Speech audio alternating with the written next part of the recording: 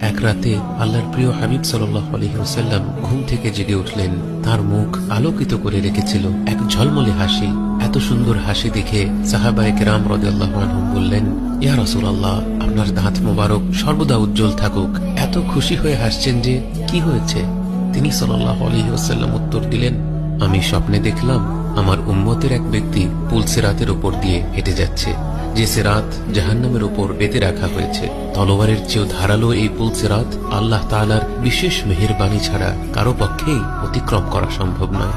আমি দেখলাম সেই লোকটি পুল সিরাতের উপর দিয়ে হাঁটছে, কখনো ঠিক মতো পা ফেলছে, আবার কখনো হোঁচট খেয়ে পড়ে যাচ্ছে। সে কয়েক কদম এগোয়, আবার পড়ে যায়। লোকটা একেবারেই স্থিরভাবে হাঁটতে পারছিল না। কিন্তু এরপর সে আমার উপর যত দুরুদ শরীফ পাঠ করেছিল, সেই সকল দুরুদ তার সামনে এসে হাজির হলো। সেই দুরুদগুলো তাকে সাহায্য করতে এলো, তাকে ধরে উঠিয়ে দিল, ফুলসিরাতের উপর তাকে স্থির হতে সাহায্য করলো এবং শেষমেশ তার সঙ্গ দিয়ে তাকে একেবারে নিশ্চিন্তে জান্নাত পর্যন্ত পৌঁছে দিল।